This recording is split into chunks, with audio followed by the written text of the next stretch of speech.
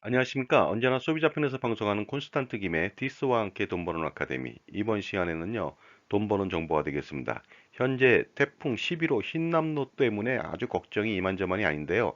과연 태풍은 어떻게 만들어지는 것일까요? 여기에 대해서 알아보도록 하겠습니다. 현재 11호 태풍 흰남노의 모습이 되겠습니다. 2022년도 9월 3일 오후 3시 현재의 모습이고요. 그 대만 동쪽에 위치하고 있는데요. 태풍의 눈이 서서히 보이고 있습니다. 자, 태풍 11호 흰남노라고 하는 말은요, 라오스 캄무안주에 위치한 국립공원인 흰남노 국립자연보호구역의 이름이라고 합니다.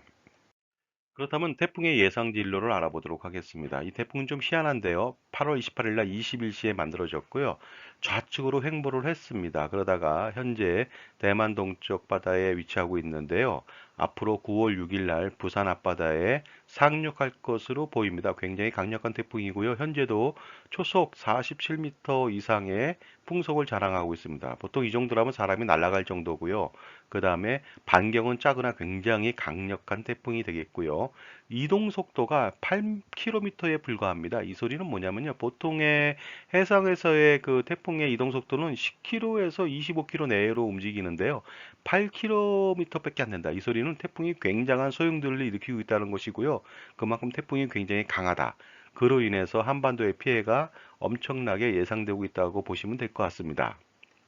자, 이번 태풍과 관련돼서 전 세계 태풍을 좀 알아보도록 하겠습니다.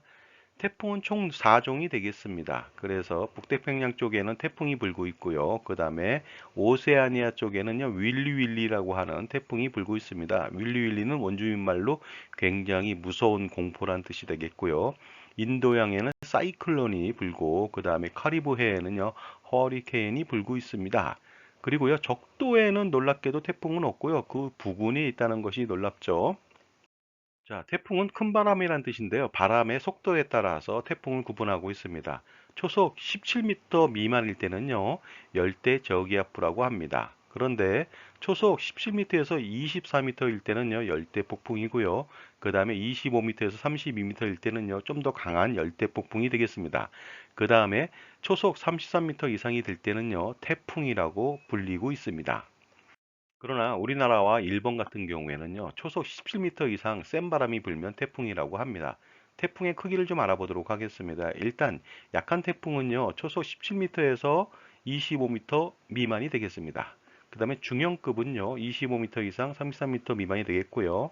그 다음에 강력한 태풍은요, 33m 이상 44m 미만이 되겠고요. 그 다음에 초강력, 매우 강한 태풍은 44m 이상인데 이번에 흰남노는요 50m 이상이 되니까 굉장히 큰 태풍이 아닐 수가 없습니다. 그리고 또 태풍은요 그 강풍 반경에 따라서 크기를 재는데요. 그 300km 미만인 경우에는 소형이고요. 300에서 500은 중형, 그 다음에 500에서 800은 대형, 800km 이상은 초대형 태풍이 되겠습니다. 자, 이번에는요, 연도별 태풍 발생 현황을 알아보도록 하겠습니다.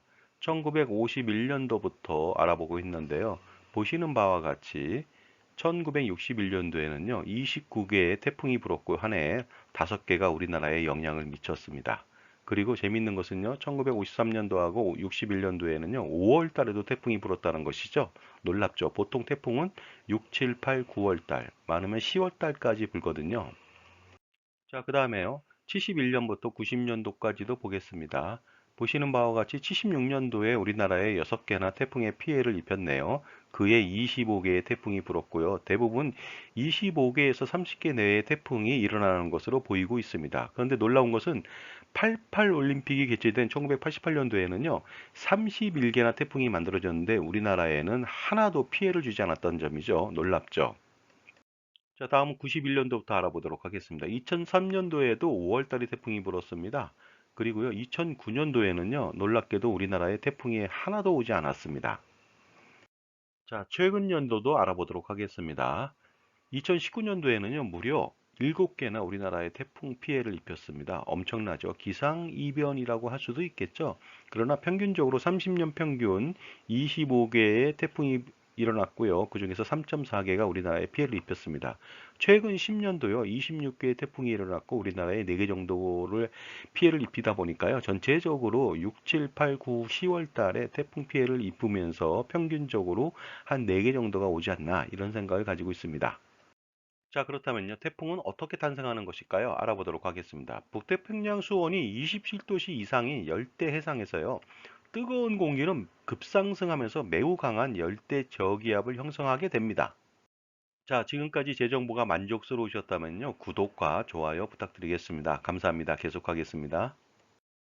그리고요, 상승기류는 수문열이 방출하게 되고 이 에너지가 상승기류를 더욱 빨리 만들면서 초속 17m 이상의 태풍으로 발전하게 됩니다.